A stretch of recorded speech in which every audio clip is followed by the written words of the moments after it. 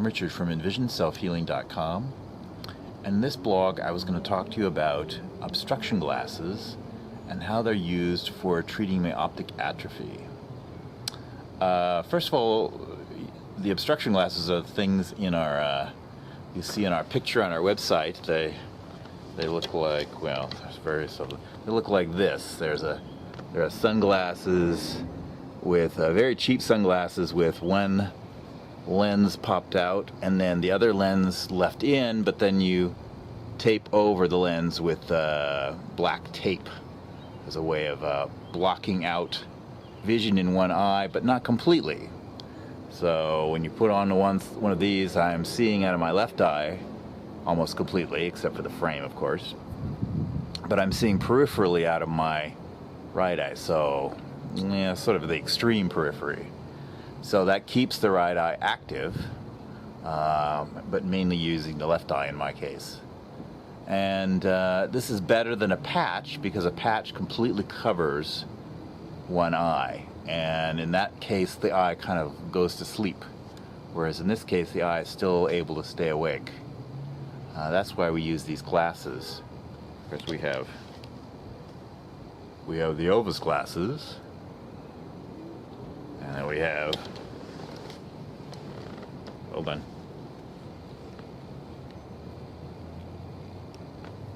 the Harry Potter glasses. So you don't have to make these quite as stylish as this. Any pair of glasses will do. Actually, the thing I've never done, which I keep intending to do, is get a pair of wireframe glasses.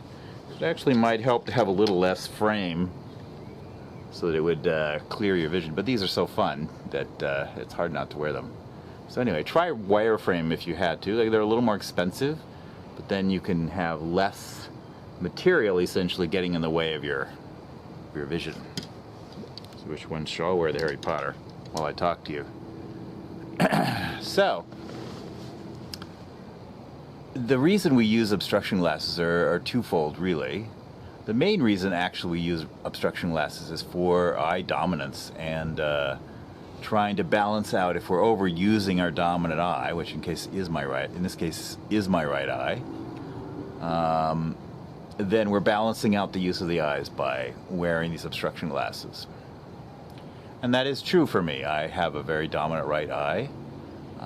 And when I wear these and then when I take them off, I have clear vision and I have more balanced use of my eyes. They really go together. I happen to have a clearer left, or more, how do I say this? I have more acuity in my left eye. I have less myopia, mainly less myopia in my left eye. So partly I get clearer vision because now I'm engaging my left eye, which has less myopia. Not much less, really. So then the other reason it gets clearer is everything's always clearer when two eyes are being used on an object as opposed to one eye. So that's another reason that I get clarity when I take off these obstruction glasses. Alright, so that's the basic sort of the eye exercise 101 reason we would wear these obstruction glasses. In my case, though, I am putting them on also, if not more so, for the sake of my optic atrophy. So in my case, I have enlarged blind spots in both eyes, but it's bigger the blind spot in my left eye is bigger than the blind spot in my right eye. So along with eye dominance then, I have another reason that my brain wants to shut off my left eye. It has a very large blind spot. Even though it's clearer, and my brain is dumb sometimes, and it's just like, well, it's got that big blind spot. Even though it's clearer, I'm not going to use it so much. So it tries to shut off the left eye. So I have to work around that. I have to get the brain to re-engage the left eye. So I'm putting on this obstruction glasses to deal with dominance and to deal with the fact that I have this blind spot in my left eye. Now, I use it in very particular ways. Just wearing them will get me to use the left eye, will force me to engage with the blind spot in my left eye. So I kind of, when I open both eyes, the right eye basically covers up the blind spot of the left eye. So you never really see the blind spot because the right eye, the vision from the right eye overlaps the vision from the left eye. And if there's missing information in the left eye, then the information from the right eye just fills it in. Sounds nifty, but in reality, the brain then begins to shut off the left eye under that scenario. So I'm reestablishing balanced use of the eye by putting on the glasses.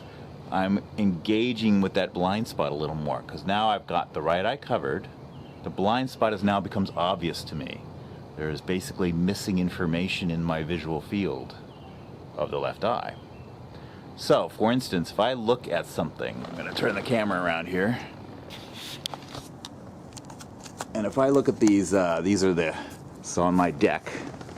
And if I look at those sort of pieces of wood, what are those called? Those things that go overhead, pieces of wood. And if I look with my blind spot, if I looked at, say,